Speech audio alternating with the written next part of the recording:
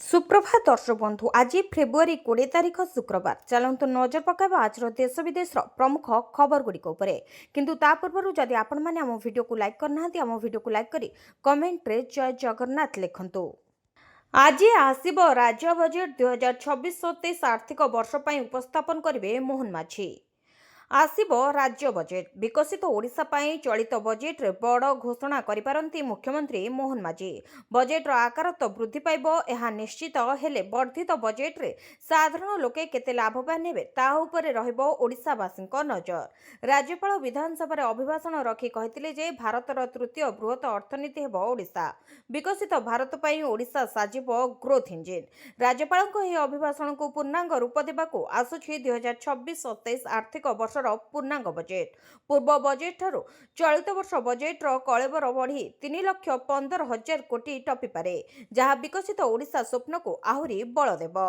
पंचायत निर्वाचन थिबारु किछि नुआ योजना आनी पारंती सरकार। इनपुट सब्सिडी और सुभद्रा योजना पाई अधिक व्यवहार रही पारे। सेपरि ग्रामीण विकास और रोजगार पाई अधिक अनुदान देई पारंती मोहन सरकार। भित्तिभूमि शिल्प और सड़क परिवहन विकास पाई निया जाई पारे बड़ निष्पत्ति। स्वास्थ्य शिक्षा और कृषि क्षेत्र को सुदृढ़ करबाकू मिली पारे अधिक अनुदान। ऐतिहासिक बजेट आनिबाकू शासक दल बेस उत्साहित। साधारण लोकंक स्वार्थ एही बजेट पूरा करिबो बोली कहिछि शासक दल। अनेपटे बजेट वृद्धि को कटाक्ष करिसेंती विरोधी। खर्च करिवार सामर्थ्य नहीं बजेट वृद्धि करी लाभ कौन बोली प्रश्न करिछि बीजेडी। सेबळी कांग्रेस कहिछि बजेट्र प्रतिफलन राज्य विकास रे देखिबाकू मिलुनी। शासक विरोधीक प्रत्यारोप भितरे लोकंक सरकार रे लोकंक पई बजेट रे कोन मिलुछि ताहा देखिबाकू बाकी रहिला। एही दिन महिलांक खाता को आसीबो 5,000 टंका। अपेक्षार हेला अंत घोषणा कले सरकार एही दिन खाता को आसीबो टंका। एकाथरे कोटिए लोकंक खाता को टंका पठाइबे सरकार। हाँ आज्ञा मार्च 8 तारिख अंतर्जातीय महिला दिवस रे मिलिबो सुभद्रार चतुर्थ किस्ती टंका। कोटिए महिलांक खाता को एकाथरे 5,000 टंका लेखाएं पठाइबे राज्य सरकार। एने उप मुख्यमंत्री प्रभाती परिडा घोषणा कर सारचंती। जदि देखिबा राज्य सरकारक सुभद्रा योजनार 3टी किस्ती टंका हिताधिकारी खाता को आसी सारिछि। 3टी किस्ती रे मोट 15,000 टंका पाइसा 1 कोटी अधिक हिताधिकारी। या सहित गत 22 तारिख में नुआ करी आवेदन करथिबा एवं पूर्व किस्ती पाइनथिबा महिलांक खाता को टंका पठाइथिले राज्य सरकार। प्रथम एवं द्वितीय किस्ती रु बाद पड़िथिबा हिताधिकारी को एका संगरे 2टी किस्ती पठा जायथिला जहाकि 10,000 टंका रहिथिला। तेबे एककालीन 315 कोटी टंका पठाइथिले राज्य सरकार। एथर मोट 4,57,681 जन महिलांकु सुभद्रा टंका मिलिथिला। सेबेली नुआ करी आवेदन करथिबा 1,78,398 जन महिलांक खाता को सुभद्रा योजनार प्रथम किस्ती टंका दिया जायथिला। चिंता बढ़ाउछि कटक भुवनेश्वर ट्राफिक निर्माण हेबो स्काईवार्क। चिंता बढ़ाउछि कटक भुवनेश्वर ट्राफिक समस्यार समाधान पाई हेबो स्काईवार्क। पलाशुणी छकरे आउ एक ब्रिज एथिस 4 लेन विशिष्ट रास्ता को 6 लेन रे परिणत कराजिबो। रसुलगढ़ पलाशुणी मध्य हेबो स्काईवार्क। 16 नंबर जातीय राजपथ पलाशुणी रसुलगढ़ अंचल रे प्रतिदिन सकाळ और संध्या रे देखा जाए भयावह ट्राफिक जाम। भारी जानवाहन चलाचल पाई यात्री माने भोगुछंती समस्या। राजधानी बढ़ुवा ट्राफिक समस्या और यात्री सुरक्षा को नजर रखी बड़ पदक्षेप नेछि एनएचएआई। पलाशुणी रसुलगढ़ पर्यंत हेबो आधुनिक स्काईवार्क। एनएचएआई पक्षरु निर्माण हेबो प्राय 500 मीटर लंबा आधुनिक स्काईवार्क। प्राय 20 कोटी टंका व्यय तैयारी हेबाकु थिबा एही प्रकल्प रे रहिबो उज्जवल आलोक व्यवस्था, सुविधाजनक सीढ़ी और लिफ्ट सुविधा। यहा द्वारा वृद्ध महिला और शिशु माने सुरक्षित भाव में रास्ता अतिक्रम करि परिबे आउ तळे जानवाहन भी चलाचल करि परिबो। द्वितीय थर माँ हेले मिलिबो 11,000 टंका। जानन्तु एही नियम विषय। सरकार सारा देश में महिलांक पई अनेक योजना प्रचलन करिसेंती जहाँ लक्ष लक्ष महिलांकु लाभ पहुंचाइछि। देशर अनेक महिला आर्थिक दृष्टि कम स्वच्छल थिबारु गर्भावस्था सरकार एपरी महिलांकु सहायता जोगाई दियंती। गर्भवती महिला और नवजात शिशुंक स्वास्थ्य को सुदृढ़ करबा पई सरकार प्रधानमंत्री मातृ वंदना योजना आरंभ करछंती। एही योजना अधीन रे सरकार महिलांकु सेमानकर प्रथम संतान जन्म होगा पर 5,000 टंका प्रदान करती। ଏହି ଦେୟଗୁଡ଼ିକ ବିଭିନ୍ନ ପର୍ଯ୍ୟାୟରେ ବଣ୍ଟନ କରାଯାଏ। ପୂର୍ବରୁ ପ୍ରଧାନମନ୍ତ୍ରୀ ମାତୃବନ୍ଦନା ଯୋଜନା ଅଧୀନରେ କେବଳ ପ୍ରଥମ ସନ୍ତାନର ଜନ୍ମ ପାଇଁ 5,000 ଟଙ୍କାର ସହାୟତା ପ୍ରଦାନ କରାଯାଉଥିଲା। ବର୍ତ୍ତମାନ ଏହି ଯୋଜନାକୁ ଉନ୍ନତ କରାଯାଇଛି ଏବଂ ଦ୍ୱିତୀୟ ସନ୍ତାନକୁ ମଧ୍ୟ ଏହାର ଲାଭ ପ୍ରଦାନ କରାଯାଇଛି। ଏହା ବିଶେଷ ଭାବରେ ସତ୍ୟ ଯଦି ଦ୍ୱିତୀୟ ସନ୍ତାନ ଝିଅ ହୋଇଥାଏ। ସରକାର 6,000 ଟଙ୍କା ପ୍ରୋତ୍ସାହନ ରାଶି ପ୍ରଦାନ କରିବେ। ଯୋଗ୍ୟ ମହିଳାଙ୍କୁ ସୁବିଧା ପାଇଁ ପ୍ରଥମେ ଆବେଦନ କରିବାକୁ ପଡ଼ିବ। ଆବେଦନ ବିନା ସେମାନେ କୌଣସି ଟଙ୍କା ପାଇପାରିବେ ନାହିଁ।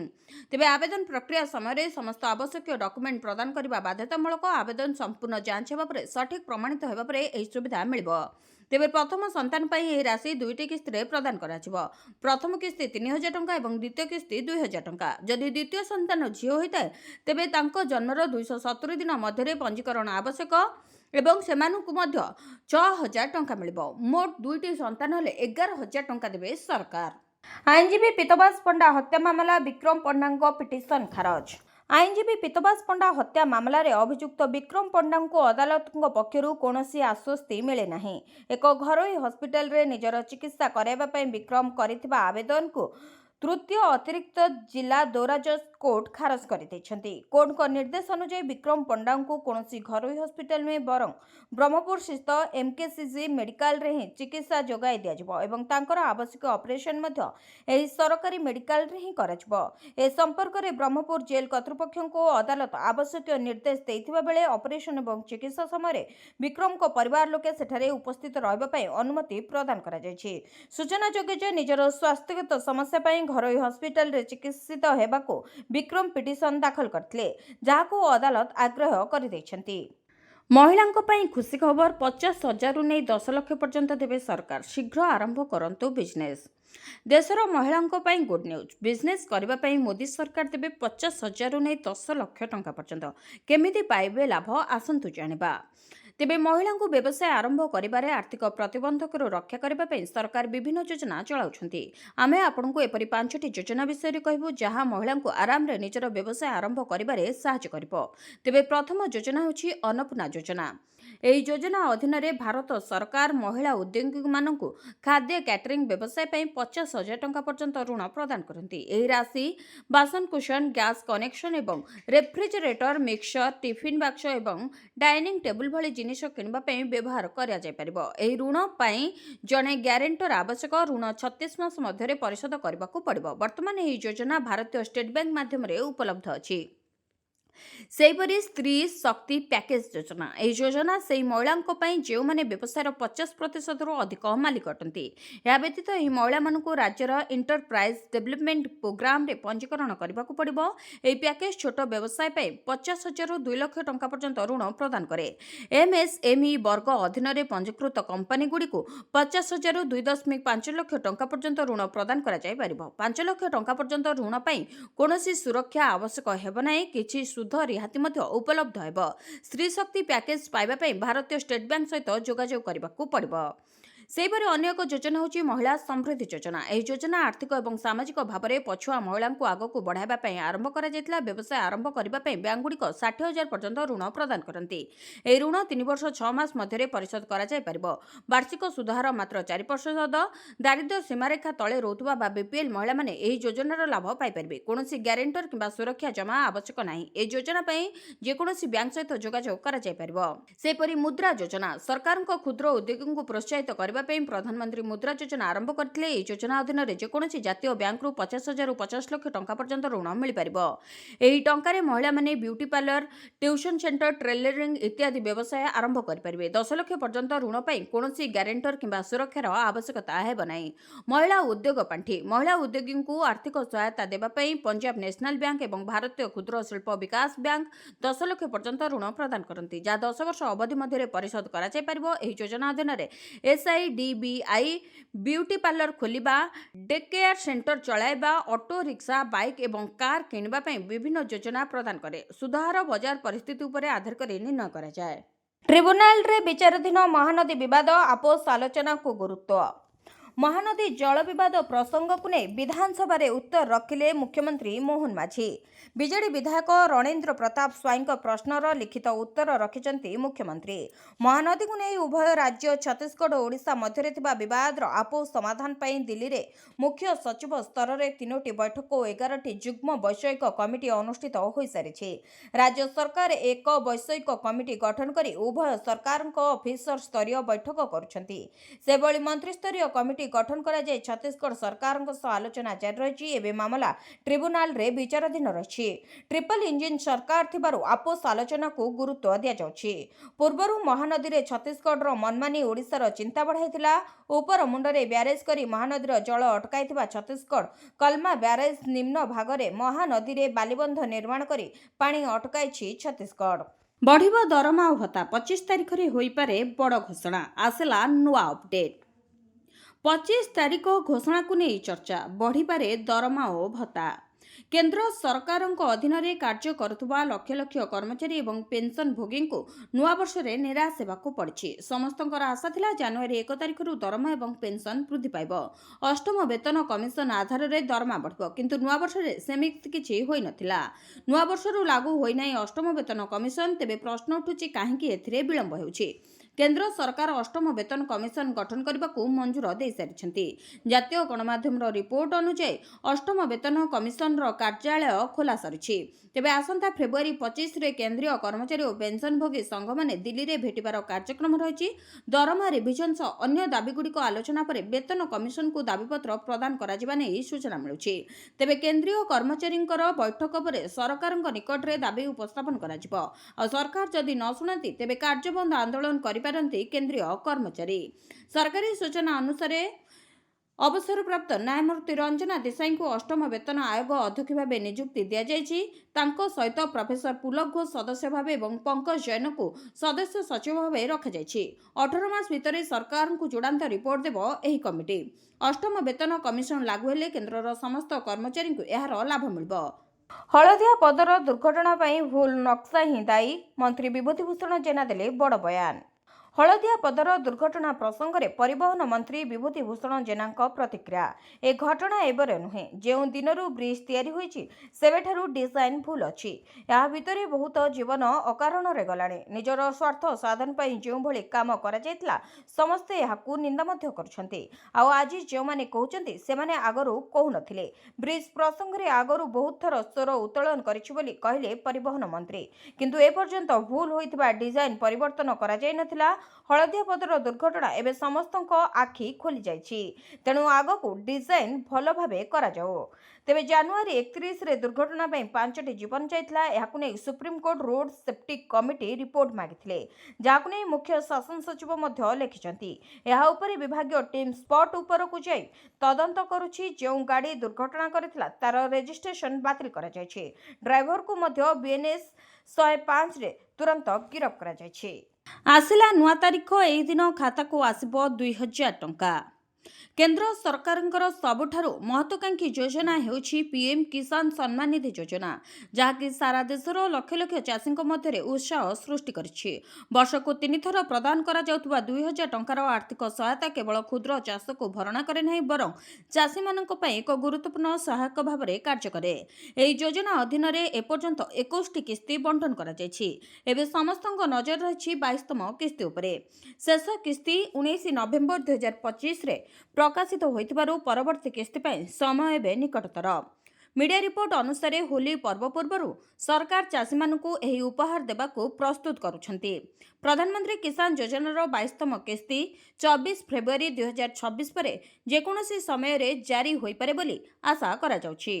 जदिओ सरकार द्वारा ए पर्यंत कोनोसी सरकारी तारीख घोषणा करा जाय नै, किंतु पूर्व किस्तीर धारा एवं पर्वर समय को विचार करी यह विश्वास करा जाउछि जे होलीर आनंद को नष्ट न करिबा पय सरकार एही समय मध्ये टंका हस्तांतर करि पारंती। ଏହି କିସ୍ତି ସମ୍ପର୍କରେ ଏକ ବିଶେଷ ଆଲୋଚନା 4,000 ଟଙ୍କା ରାଶିକୁ ନେଇ ହେଉଛି। ସାଧାରଣତଃ ଏହି ଯୋଜନା ଅଧୀନରେ 2,000 ଟଙ୍କା ପଠାଯାଏ, କିନ୍ତୁ ଏଥର ଅନେକ ଚାଷୀ 4,000 ଟଙ୍କା ପାଇପାରନ୍ତି। ଏହା ବୋନସ୍ ନୁହେଁ, ବରଂ ସେହି ଚାଷୀଙ୍କ ପାଇଁ ଏକ ଅଧିକାର ଯାହାର ପୂର୍ବ କିସ୍ତି ଯାନ୍ତ୍ରିକ କାରଣ କିମ୍ବା ଅସମ୍ପୂର୍ଣ୍ଣ କାଗଜପତ୍ର ଯୋଗୁଁ ବିଳମ୍ବ ହୋଇଥିଲା। ଯୋଗ୍ୟ ଚାଷୀ ଯେଉଁମାନେ 21ତମ କିସ୍ତିରୁ ବଞ୍ଚିତ ହୋଇଛନ୍ତି ଏବଂ ଏବେ ସେମାନଙ୍କ ସମସ୍ୟାର ସମାଧାନ କରିଛନ୍ତି, ସେମାନେ ପୂର୍ବ ଏବଂ ବର୍ତ୍ତମାନର କିସ୍ତିରୁ ମିଳିତ ଭାବରେ ଦେୟ ପାଇବେ। ଏହାର ଅର୍ଥ ହେଉଛି 4,000 ସିଧାସଳଖ ସେମାନଙ୍କ ଆକାଉଣ୍ଟକୁ ସ୍ଥାନାନ୍ତରିତ ହେବ। ତେବେ ଅନ୍ୟ ଚାଷୀମାନେ ସାଧାରଣ ଭାବରେ 2,000 ଟଙ୍କା ପାଇବେ। ପଳାଶୁଣୀରେ 6 ଲେନ୍ ରାସ୍ତା ହେବ କହିଲେ ଏନ୍ଏଚ୍ଆଇ।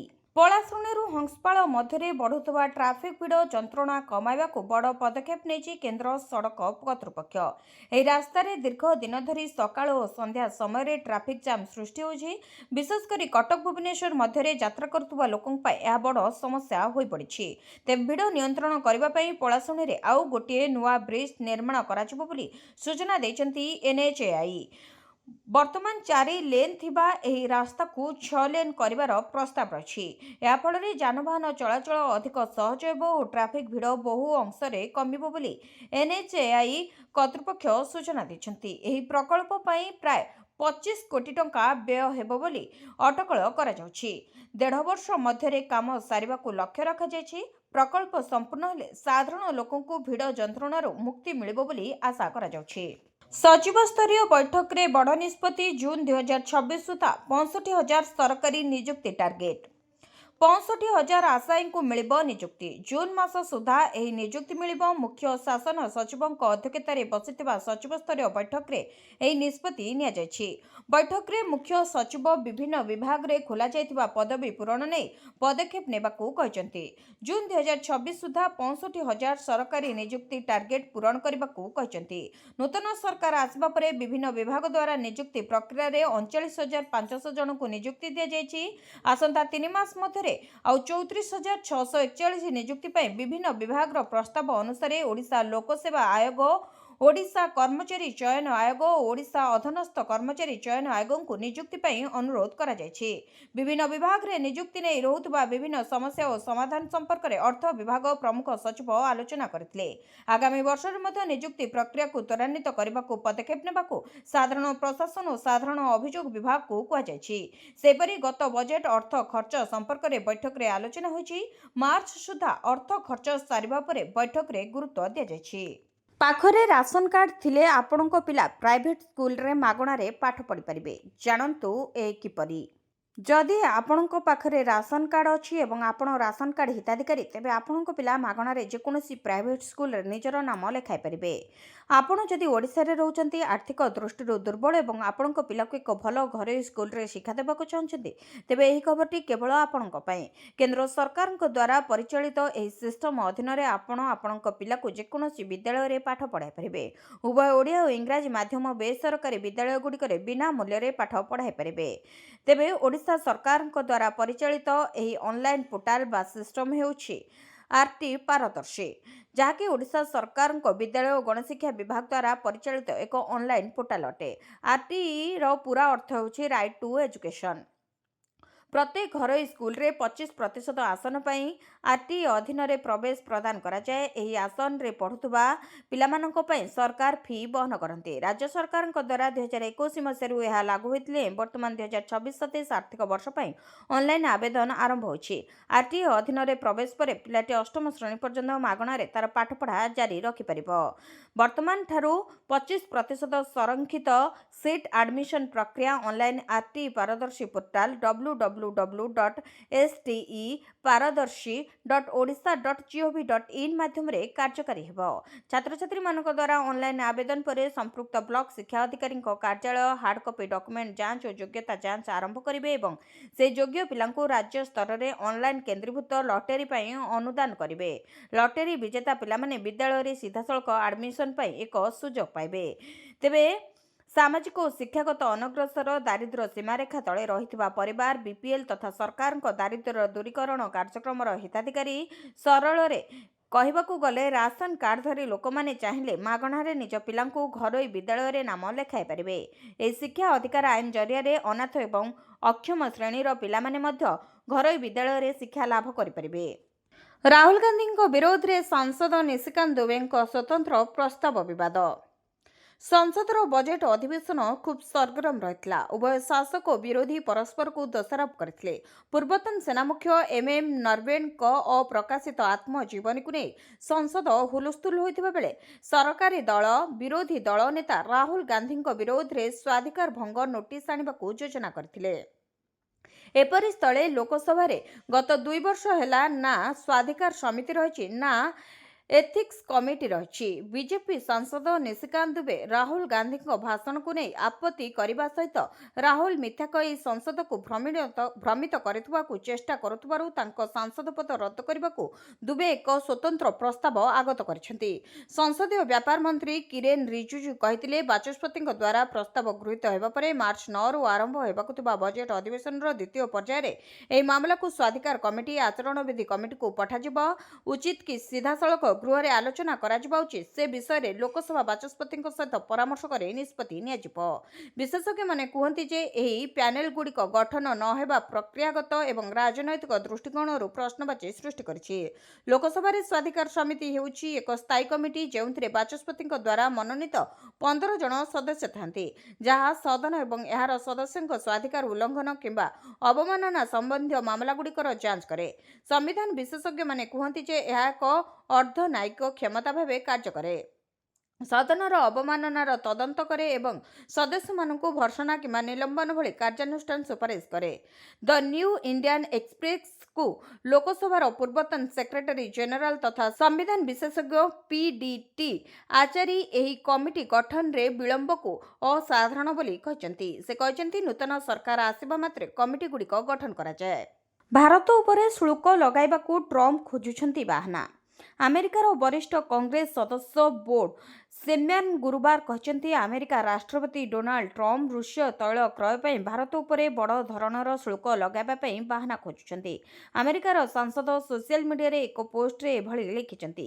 ସେ କହିଛନ୍ତି, ହଙ୍ଗେରୀ 90% ଅଶୋଧିତ ତୈଳ ରୁଷିଆକୁ ଆମଦାନୀ କରି ଶୁଳ୍କ ବିନା କରିଥାଏ।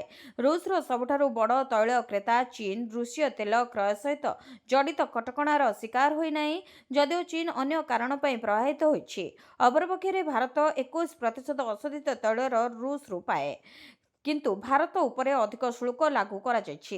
ରାଷ୍ଟ୍ରପତିଙ୍କୁ ଏହି ନୀତିକୁ ତୁରନ୍ତ ପ୍ରତ୍ୟାହାର କରିବା ଉଚିତ ବୋଲି ଶର୍ମାନ କହିଛନ୍ତି।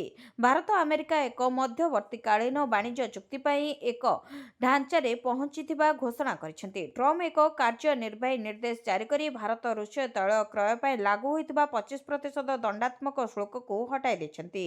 ମସ୍କୋରୁ ପ୍ରତ୍ୟକ୍ଷ କିମ୍ବା ପରୋକ୍ଷ ଭାବରେ ଶକ୍ତି ଆମଦାନୀ ତଥା ଆମେରିକୀୟ ଶକ୍ତି ଉତ୍ପାଦ କ୍ରୟ ବନ୍ଦ କରିବା ପାଇଁ ନୂଆଦିଲ୍ଲୀର ପ୍ରତିଶ୍ରୁତିବଦ୍ଧତାକୁ ଆମେରିକା ରାଷ୍ଟ୍ରପତି ଉଲ୍ଲେଖ କରିଛନ୍ତି। ବାଣିଜ୍ୟ ଚୁକ୍ତି ଅନୁଯାୟୀ ୱାଶିଂଟନ ନୂଆଦିଲ୍ଲୀଠାରୁ ଏକ ହ୍ରାସ ହୋଇଥିବା ପାରସ୍ପରିକ ଶୁଳ୍କ ଆଦାୟ କରିବା ଏହାକୁ 25%ରୁ 18%କୁ ହ୍ରାସ କରିବ ବୋଲି ଟ୍ରମ୍ପ କହିଛନ୍ତି। ରାସନ କାର୍ଡଧାରୀଙ୍କୁ ଫ୍ରିରେ ମିଳିବ ଗ୍ୟାସ୍ ସିଲିଣ୍ଡର, ଖାତାକୁ ଆସିବ 800 ଟଙ୍କାର ସବସିଡି। ରାସନ କାର୍ଡଧାରୀଙ୍କ ପାଇଁ ଖୁସି ଖବର, ସରକାର ଦେବେ ମାଗଣା ଗ୍ୟାସ୍ ସିଲିଣ୍ଡର, ଏଥିସହିତ 800 ଟଙ୍କାର ସବସିଡି ମଧ୍ୟ ମିଳିବ। ତେବେ ହୋଲିରେ ଏବଂ ଦୀପାବଳିରେ ସରକାର ଏହି ଖୁସି ଖବର ଦେବେ। ଦିଲ୍ଲୀ ସରକାର ହୋଲି ଓ ଦୀପାବଳି ଅବସରରେ ଯୋଗ୍ୟ ରାସନ କାର୍ଡଧାରୀ ପରିବାରଙ୍କୁ ମାଗଣା LPG ଗ୍ୟାସ୍ ସିଲିଣ୍ଡର ଦେବାକୁ ନିଷ୍ପତ୍ତି ନେଇଛନ୍ତି। ମୁଖ୍ୟମନ୍ତ୍ରୀ ରେଖା ଗୁପ୍ତାଙ୍କ ଅଧ୍ୟକ୍ଷତାରେ ହୋଇଥିବା କ୍ୟାବିନେଟ୍ ବୈଠକରେ ଏହି ପ୍ରସ୍ତାବକୁ ମଞ୍ଜୁରୀ ମିଳିସାରିଛି। ମୁଖ୍ୟମନ୍ତ୍ରୀ ରେଖା ଗୁପ୍ତା କହିଛନ୍ତି ଯେ ପ୍ରତ୍ୟେକ ମାଗଣା ସିଲିଣ୍ଡର ପାଇଁ 853 ଟଙ୍କାର ରାଶି DBT ମାଧ୍ୟମରେ ଯୋଗ୍ୟ ଲାଭାର୍ଥୀଙ୍କ ବ୍ୟାଙ୍କ ଖାତାକୁ ପଠାଯିବ। ଏହି ରାଶି ହୋଲି ପୂର୍ବରୁ ଲାଭାର୍ଥୀଙ୍କ ଖାତାରେ ଜମା ହେବ। ଏହି ମାଗଣା ଗ୍ୟାସ୍ ସିଲିଣ୍ଡର ଯୋଜନା ପାଇଁ ସରକାର 242 କୋଟି ଟଙ୍କା ବ୍ୟବହାର କରିଛନ୍ତି ବୋଲି ମୁଖ୍ୟମନ୍ତ୍ରୀ କହିଛନ୍ତି। ଏହି ଯୋଜନା ଅଧୀନରେ ରାଜଧାନୀର ସମସ୍ତ ରାସନ କାର୍ଡଧାରୀ ପରିବାର ପ୍ରତିବର୍ଷ 2ଟି ସିଲିଣ୍ଡର ସମକକ୍ଷ ଆଧାରିତ ସହାୟତା ପାଇବେ। ଏହି ବର୍ଷ ହୋଲି ପୂର୍ବରୁ ପ୍ରତ୍ୟେକ ଲାଭ ହସ୍ତାନ୍ତର ବା DBT ମାଧ୍ୟମରେ ଏହି ରାଶି ପରିବାର ମୁଖ୍ୟଙ୍କ ବ୍ୟାଙ୍କ ଆକାଉଣ୍ଟକୁ ସିଧାସଳଖ ସ୍ଥାନାନ୍ତରିତ କରାଯିବ। ସେହିପରି ମୁଖ୍ୟମନ୍ତ୍ରୀ ଏହା ମଧ୍ୟ କହିଛନ୍ତି ଯେ PNG କନେକ୍ସନ ବ୍ୟବହାର କରୁଥିବା ଯୋଗ୍ୟ ରାସନ କାର୍ଡଧାରୀ ପରିବାରମାନେ ମଧ୍ୟ ଏହି ଯୋଜନାର ଲାଭ ପାଇପାରିବେ। ପ୍ରଧାନମନ୍ତ୍ରୀ ଉଜ୍ଜ୍ୱଳା ଯୋଜନା ଅନ୍ତର୍ଗତ ଲାଭାର୍ଥୀଙ୍କୁ କେନ୍ଦ୍ର ସରକାରଙ୍କ 300 ଟଙ୍କା ସବସିଡି ଆଡଜଷ୍ଟ କରିବା ପରେ ପ୍ରତି ସିଲିଣ୍ଡର 553 ଟଙ୍କା ସବସିଡି ପାଇବେ। ନନ୍ ଉଜ୍ଜ୍ୱଳା ରାସନ କାର୍ଡଧାରୀ ପରିବାରଙ୍କୁ 853 ଟଙ୍କାର ସମ୍ପୂର୍ଣ୍ଣ ରାଶି ପାଇବେ। ମୁଖ୍ୟମନ୍ତ୍ରୀ କହିଛନ୍ତି ଯେ ଏହି ଯୋଜନା କେବଳ ଆର୍ଥିକ ସହାୟତା ନୁହେଁ, ବରଂ ପର୍ବ ଋତୁରେ ଗରିବ ପରିବାର ପାଇଁ ସମ୍ମାନ ଓ ଆଶ୍ୱସ୍ତି ସୁନିଶ୍ଚିତ କରିବାର ଏକ ମାଧ୍ୟମ। ମୁହଁ ଖୋଲିଲେ ଜେଲ୍ ଡିଜି ଚିଁକି ଉଠି ଖୋଲିଦେଲେ ଜେଲ୍ ବିଭାଗର ଗୁମର। ବହୁ ବାଦବିବାଦ ପରେ ଗଣମାଧ୍ୟମ ଆଗରେ ମୁହଁ ଖୋଲିଲେ ଜେଲ୍ ଡିଜି ସୁଶାନ୍ତ ରଥ। ଖାଲି ମୁହଁ ଖୋଲିଲେନି, ଚିଁକି ଉଠିଲେ। ଆଉ କହୁ କହୁ ଜେଲ୍ ବିଭାଗର ଅନେକ ଗୁମର ବି ଖୋଲିଦେଲେ ଡିଜି। କହିଲେ ଆଗରୁ ଚୁପ୍ ଥିଲେ, ଏବେ କାହିଁକି ଜେଲ୍ ବିଭାଗକୁ ନେଇ ଏତେ ଖବର ବାଜୁଛି? ଅକ୍ଟୋବର ମାସର ଖବର ଆଜି ପର୍ଯ୍ୟନ୍ତ କାହିଁକି ପ୍ରଚାର କରାଯାଉଛି? ଅକ୍ଟୋବରରେ ଜେଲ୍ରୁ ଦୁଇ କୁଖ୍ୟାତ କଏଦୀ ପାଚେରୀ ଡେଇଁ ଚମ୍ପଟ ମାରିଥିଲେ। ସେଥିରୁ ଜଣେ ଏବେ ଧରା ପଡ଼ିଥିବା ବେଳେ ଆଉ ଜଣଙ୍କର ପତ୍ତା ମିଳୁନି। କେତେବେଳେ ଜେଲ୍ରେ କଏଦୀ ଆତ୍ମହତ୍ୟା ଖବର ସାମ୍ନାକୁ ଆସୁଛି, ତ କେତେବେଳେ କଏଦୀଙ୍କ ସୁନା ଗାଏବ ହୋଇଯିବା ଅଭିଯୋଗ ଆସୁଛି। ତେବେ ଗତକାଲି ମାମଲାର ରଫାଦଫା ପାଇଁ ମହିଳାଙ୍କୁ ସୁନା ବାବଦରେ 1,90,000 ଟଙ୍କା ଦେଇଛନ୍ତି ଚୌଦ୍ୱାର ଜେଲ୍ ଅଧୀକ୍ଷକ। ଆଉ ଜେଲ୍ ଡିଜି କହୁଛନ୍ତି, ଅନ୍ୟ ବିଭାଗରେ ଏତେ ଘଟଣା ଘଟୁଛି, ଆମକୁ କାହିଁକି ଟାର୍ଗେଟ୍ କରାଯାଉଛି? 2024ରେ 12 ଜଣ କଏଦୀ ବିଭିନ୍ନ ଜେଲ୍ରୁ ଖସି ପଳାଇଥିଲେ। 2025ରେ 6 ଜଣ କଏଦୀ ଜେଲ୍ରୁ ଚମ୍ପଟ ମାରିଥିଲେ, କହିଲେ ଜେଲ୍ ଡିଜି। ସେପରି 2 ଜଣ ଧରାପଡ଼ିଛନ୍ତି, ଜଣଙ୍କର ମୃତ୍ୟୁ, 3 ଜଣଙ୍କୁ ଖୋଜା ଚାଲିଛି। କଏଦୀ ଚମ୍ପଟ ରୋକିବା ପାଇଁ ଏଆଇ ବ୍ୟବସ୍ଥା କରାଯାଉଛି। 34ଟି ଜେଲ୍ରେ ଏଆଇ ବ୍ୟବସ୍ଥା ଗ୍ରହଣ କରାଯାଉଛି। ଚୌଦ୍ୱାର ଜେଲ୍ରେ ମହିଳା ବନ୍ଦୀଙ୍କ ସୁନା ଗାଏବର ତଦନ୍ତ ହେବ। ତତ୍କାଳୀନ ଜେଲ୍ର ଠିକ୍ ଭାବେ ରେଜିଷ୍ଟର ମେଣ୍ଟେନ୍ କରିନାହାନ୍ତି। କଏଦୀ ଚମ୍ପଟ ଘଟଣାରେ ବି ସେହି ଜେଲରଙ୍କ ଭୁଲ ଥିବା କହିଥିଲେ ଡିଜି। ବଦଳି ହେବା ପରେ ସେ ଏପଟ ସେପଟ ଖବର ଦେଉଛନ୍ତି ଶୁଣିବାକୁ ପାଉଛୁ। ଜେଲ୍ ଭିତରୁ କେହି ବାହାରକୁ ଖବର ଦେଉଥିବା କହିଲେ ଡିଜି। ଅଧିକାରୀଙ୍କ ତ୍ରୁଟି ସାମ୍ନାକୁ ଆସିଲେ ଶୃଙ୍ଖଳାଗତ କାର୍ଯ୍ୟାନୁଷ୍ଠାନ ନିଆଯିବ। 1,90,000 ଟଙ୍କା ଫେରସ୍ତ ପାଇଁ ମୁଁ କିଛି ନିର୍ଦ୍ଦେଶ ଦେଇନଥିଲି। ମୋ ଜଣାତରେ ଚୌଦ୍ୱାର ଜେଲ୍ ଅଧୀକ୍ଷକ ଟଙ୍କା ଦେଇନାହାନ୍ତି। ଜେଲ୍ ବିଭାଗର ଅଧିକାରୀଙ୍କ ସଚ୍ଚୋଟତାକୁ ନେଇ ମଧ୍ୟ ଗୁମର ଖୋଲିଲେ ଡିଜି। ଜେଲ୍ ଏକମାତ୍ର ବିଭାଗ ଯେଉଁଠି ଜଣେ ବି ଅଧିକାରୀ ପଦକ ପାଇବାକୁ ଯୋଗ୍ୟ ନାହାନ୍ତି। ସମସ୍ତଙ୍କ ବିରୋଧରେ କୌଣସି ନା କୌଣସି ତଦନ୍ତ ଜାରି ରହିଛି। ଏବର୍ଷ ଅତି କମ୍ରେ 30 ଅଧିକାରୀଙ୍କ ବିରୋଧରେ ତଦନ୍ତ ହୋଇଛି। ପୁଣି ଖସିଲା ସୁନା ଦର। ଜାଣନ୍ତୁ କାହିଁକି କମୁଛି ସୁନା ଓ ରୂପା ଦର। ଗତ କିଛି ଦିନ ମଧ୍ୟରେ ସୁନା ଓ ରୂପା ମୂଲ୍ୟରେ ଏକ ବଡ଼ ହ୍ରାସ ଘଟିଛି। ତେବେ ବ୍ୟବସାୟ ଶେଷ ସୁଦ୍ଧା ଏମ୍ସିଏକ୍ସରେ ସୁନା ଏବଂ ରୂପା ମୂଲ୍ୟ ହଠାତ୍ ହ୍ରାସ ପାଇଥିଲା। ରାତି ପ୍ରାୟ 8:30ଟା ସମୟରେ ରୂପା 5%ରୁ ଅଧିକ ଶସ୍ତା ହୋଇଥିବା ବେଳେ ସୁନା ମୂଲ୍ୟ ମଧ୍ୟ ପ୍ରାୟ 2.5% ହ୍ରାସ ପାଇଛି। ଏହି ହ୍ରାସ ପରେ ମଲ୍ଟି କମୋଡିଟି ଏକ୍ସଚେଞ୍ଜରେ ବାଣିଜ୍ୟ ଆରମ୍ଭ ହେବା ମାତ୍ରେ ଉଭୟ ମୂଲ୍ୟବାନ ଧାତୁର ମୂଲ୍ୟ ପୁନରୁଦ୍ଧାର ମୋଡରେ ଥିବା ପରି ମନେ ହେଉଛି। ତେବେ 1 କିଲୋ ରୂପାର ମୂଲ୍ୟ କେତେ ଏବଂ 10 ଗ୍ରାମ 24 କ୍ୟାରେଟ୍ ସୁନାର ମୂଲ୍ୟ କେତେ ରହିଛି, ଆସନ୍ତୁ ଜାଣିବା। ତେବେ ରୂପା ମୂଲ୍ୟ ବିଷୟରେ କହିବାକୁ ଗଲେ, ହଠାତ୍ ରାତିରେ ଭୁଶୁଡ଼ି ପଡ଼ିଥିଲା ରୂପାର ମୂଲ୍ୟ, ଯାହାଫଳରେ 5%ରୁ ଅଧିକ ଦୁର୍ଘଟଣା ଘଟିଲା। କାରବାର ସମୟରେ ରୂପା ମୂଲ୍ୟ କିଲୋଗ୍ରାମ ପିଛା 2.26 ଲକ୍ଷ ଟଙ୍କା ପାଖାପାଖି ପହଞ୍ଚି ଯାଇଥିଲା। ଯଦି ରାତିର ଅପଡେଟ୍ ହୋଇଥିବା ମୂଲ୍ୟ ଉପରେ ନଜର ପକାଇବା, ତେବେ ଏମ୍ସିଏକ୍ସରେ ମାର୍ଚ୍ଚ 5ରେ ଏକ୍ସପାରି ହୋଇଥିବା ରୂପାର ମୂଲ୍ୟ 5.58% ବୃଦ୍ଧି ପାଇ କିମ୍ବା ଏହା କିଲୋଗ୍ରାମ ପିଛା 13,378 ଟଙ୍କା ହ୍ରାସ ପାଇ 2,26,513 ଟଙ୍କାରେ ପହଞ୍ଚିଥିଲା। ତେବେ ଜୀବନକାଳର ସର୍ବୋଚ୍ଚ ସ୍ତର 4,20,048 ଟଙ୍କା ତୁଳନାରେ ଏହା 1,93,535 ଟଙ୍କା ଶସ୍ତା ହୋଇଯାଇଥିଲା। ତଥାପି କାରବାର ଶେଷ ହେବା ସମୟ ସୁଦ୍ଧା ଏହା 2,28,783 ଟଙ୍କାରେ ବନ୍ଦ ହୋଇଥିଲା। ସେହିପରି ଯଦି ଆମେ ସୁନାର ମୂଲ୍ୟ ଦେଖିବା, ତାହେଲେ ମଧ୍ୟ ସୁନା ମୂଲ୍ୟରେ ପରିବର୍ତ୍ତନ ଦେଖିବାକୁ ମିଳିଛି। ତେବେ ମୂଲ୍ୟବାନ ଧାତୁ ରୂପା ପରି ସୁନା ମୂଲ୍ୟରେ ମଧ୍ୟ ପରିବର୍ତ୍ତନ ଦେଖିବାକୁ ମିଳିଥିଲା। ରାତିରେ ପ୍ରାୟ 2.5% ହ୍ରାସ ପାଇଥିଲା ସୁନା ମୂଲ୍ୟ। ଏମ୍ସିଏକ୍ସରେ ସୁନା ଖୋଲିବା ମାତ୍ରେ 1%ରୁ ଅଧିକ ବୃଦ୍ଧି ପାଇଥିଲା। ରାତାରାତି ଖରାପ ହ୍ରାସ ପାଇବା ପରେ ଫର୍ଚ୍ୟୁନ୍ କାରବାର ଶେଷରେ 10 ଗ୍ରାମ 24 କ୍ୟାରେଟ୍ ସୁନା ମୂଲ୍ୟ 1,51,418 ଟଙ୍କାରେ ବନ୍ଦ ହୋଇଥିଲା। ତେବେ ଏପ୍ରିଲ 2ରେ ଶେଷ ହେଉଥିବା ଏହି ସୁନାର ମୂଲ୍ୟ ଏହା ପ୍ରାୟ 1.15% ବୃଦ୍ଧି ସହିତ ପ୍ରତି 10 ଗ୍ରାମ ପିଛା 1,53,165 ଟଙ୍କାରେ କାରବାର ହେଉଥିବା ଦେଖିବାକୁ ମିଳିଛି। ଜବତ ହୋଇଛି 15 କ୍ୱିଣ୍ଟାଲ 73 କିଲୋଗ୍ରାମ ଗଞ୍ଜେଇ। କିଏ ଏହି ଗଞ୍ଜେଇ ରାକେଟର ମାଷ୍ଟରମାଇଣ୍ଡ? ଅନୁଗୁଳ ଜିଲ୍ଲାରେ ପୋଲିସର ବଡ଼ ଆକ୍ସନ। ଗଞ୍ଜେଇ କାରବାରର ପେଣ୍ଠସ୍ଥଳୀ ପାଲଟିଥିବା ଏହି ଅଞ୍ଚଳରେ ଏବେ ମାଫିଆଙ୍କ ନିଦ ହଜାଇ ଦେଇଛି ପୋଲିସ। ଏକ ବିଶେଷ ସୂତ୍ରରୁ ଖବର ପାଇ ଅନୁଗୁଳ ଏସ୍ପି ରାହୁଲ ଜୈନଙ୍କ ପ୍ରତ୍ୟକ୍ଷ ତତ୍ତ୍ୱାବଧାନରେ ଜିଲ୍ଲା ପୋଲିସର ସ୍ପେଶାଲ ସ୍କ୍ୱାଡ୍ ଓ ନିଶା ଥାନା ପୋଲିସ ମିଳିତ ଭାବେ କରିଥିଲେ ଚଢ଼ାଉ। ଜବତ ହୋଇଛି 15 କ୍ୱିଣ୍ଟାଲ 73 କିଲୋଗ୍ରାମ ଗଞ୍ଜେଇ, ଯାହା ଆନୁମାନିକ ମୂଲ୍ୟ 1.5 କୋଟି ଟଙ୍କାରୁ ଉର୍ଦ୍ଧ୍ୱ ହେବ ବୋଲି ଜଣାପଡ଼ିଛି। ସୂଚନା ଅନୁସାରେ ଗଞ୍ଜେଇ ବେପାରୀ ତଥା ଟ୍ରକ୍ର ମାଲିକ ଏହି ଗଞ୍ଜେଇକୁ କନ୍ଧମାଳରୁ ଆଣି ଝାଡ଼ଖଣ୍ଡ ଓ ବିହାର ବାହାରକୁ ପଠାଇବାକୁ ଯୋଜନା କରିଥିଲା। ଗଞ୍ଜେଇ ବୋଝେଇ ଟ୍ରକ୍ ନିଶା ଶିଳ୍ପାଞ୍ଚଳ ଥାନା ଅଧୀନସ୍ଥ ଜେଏସ୍ପିଏଲ୍ ଫେଜ୍ 2 ନିକଟରେ ଥିବା ସମୟରେ ଖବର ପାଇଥିଲା ଅନୁଗୁଳ ଜିଲ୍ଲା ପୋଲିସ। ଅନୁଗୁଳ ଏସ୍ପି ରାହୁଲ ଜୈନଙ୍କ ତତ୍ତ୍ୱାବଧାନରେ ଜିଲ୍ଲା ପୋଲିସର ସ୍ପେଶାଲ ସ୍କ୍ୱାଡ୍ ଓ ନିଶା ଥାନା ପୋଲିସ ମିଳିତ ଭାବେ ଚଢ଼ାଉ କରି ଟ୍ରକ୍କୁ ଅଟକାଇଥିଲେ। ଟ୍ରକ୍ରେ ଏତେ ପରିମାଣର ଗଞ୍ଜେଇ ଦେଖି ତାଜୁବ ହୋଇଯାଇଥିଲା ପୋଲିସ। ଏହା ପୂର୍ବରୁ ଅନୁଗୁଳ ପୋଲିସ ପୁରୁଣା କୋର୍ଟ ଥାନା ଅଧୀନସ୍ଥ କନ୍ଧକୋଇଲି ଗାଁ ଛକ ନିକଟରୁ ପ୍ରାୟ 264 କିଲୋ ଗଞ୍ଜେଇ ଜବତ କରିଥିଲା। ପରମାଣୁ ପରୀକ୍ଷଣ କଲା କି ଇରାନ? ଉତ୍ତେଜନା ମଧ୍ୟରେ 5.5 ତୀବ୍ରତାଯୁକ୍ତ ଭୂକମ୍ପ। ଦକ୍ଷିଣ ଇରାନରେ 5.5 ତୀବ୍ରତାଯୁକ୍ତ ଏକ ଭୂମିକମ୍ପ ରେକର୍ଡ କରାଯାଇଛି, ଯାହା ସ୍ଥାନୀୟ ସ୍ତରରେ ଚିନ୍ତା ଓ ସତର୍କତାର ବାତାବରଣ ସୃଷ୍ଟି କରିଛି। ଜର୍ମାନୀର GFZ German research centre for geosciences ଅନୁଯାୟୀ ଭୂକମ୍ପର କେନ୍ଦ୍ର ଭୂଗର୍ଭର ପ୍ରାୟ 10 କିଲୋମିଟର ଗଭୀରରେ ଥିଲା। ତୁଳନାତ୍ମକ ଭାବରେ ଅଗଭୀର ଗଭୀରତା ଯୋଗୁଁ ଭୂପୃଷ୍ଠରେ ଭୂକମ୍ପ ଅଧିକ ତୀବ୍ର ଭାବରେ ଅନୁଭୂତ ହୋଇଥିଲା। ଭୂକମ୍ପ ଯୋଗୁଁ ପ୍ରଭାବିତ ଅଞ୍ଚଳର ଲୋକମାନେ ଭୟରେ ନିଜ ନିଜ ଘରୁ ବାହାରିବାକୁ ପଳାଇ ଆସିଥିଲେ। ପ୍ରଶାସନ ପକ୍ଷରୁ ସତର୍କତା ସ୍ୱରୂପ ଜରୁରୀକାଳୀନ ସେବାକୁ ସତର୍କ କରାଯାଇଥିଲା। ସ୍ଥାନୀୟ ଅଧିକାରୀମାନେ କହିଛନ୍ତି ବିପର୍ଯ୍ୟୟ ପରିଚାଳନା ଦଳ ସମ୍ଭାବ୍ୟ କ୍ଷୟକ୍ଷତି ଆକଳନ କରୁଛନ୍ତି। ଭୂକମ୍ପର ମୁକାବିଲା ପାଇଁ ପ୍ରସ୍ତୁତି ଚାଲିଛି। ପ୍ରାରମ୍ଭିକ ରିପୋର୍ଟରେ କୌଣସି ବଡ଼ କ୍ଷୟକ୍ଷତି କିମ୍ବା ବ୍ୟାପକ ମୃତାହତ ହୋଇନଥିବା ସୂଚିତ ହୋଇଛି, କିନ୍ତୁ ପରିସ୍ଥିତି ଉପରେ କଡ଼ା ନଜର ରଖାଯାଇଛି। କର୍ତ୍ତୃପକ୍ଷ ନାଗରିକମାନଙ୍କୁ ଶାନ୍ତ ରହିବା, ସରକାରୀ ସୂଚନା ଉପରେ ନିର୍ଭର କରିବା ଓ ଗୁଜବ ଏଡ଼ାଇବାକୁ ଅନୁରୋଧ କରିଛନ୍ତି। ଭିଡ଼ିଓଟିକୁ ଶେଷ ଯାଏ ଦେଖିଥିବାରୁ ଆପଣଙ୍କୁ ଧନ୍ୟବାଦ। ଯଦି ଆପଣମାନେ ଏପର୍ଯ୍ୟନ୍ତ ଆମ ଭିଡ଼ିଓକୁ ଲାଇକ୍ କରିନାହାନ୍ତି, ଆମ ଭିଡ଼ିଓକୁ ଲାଇକ୍ କରି କମେଣ୍ଟରେ ଜୟ ଜଗନ୍ନାଥ ଲେଖନ୍ତୁ। ଏଥିସହିତ ଆମ ଚ୍ୟାନେଲକୁ ସବସ୍କ୍ରାଇବ୍ କରି ପାଖରେ ଥିବା ବେଲ୍ ଆଇକନ୍କୁ ପ୍ରେସ୍ କରନ୍ତୁ।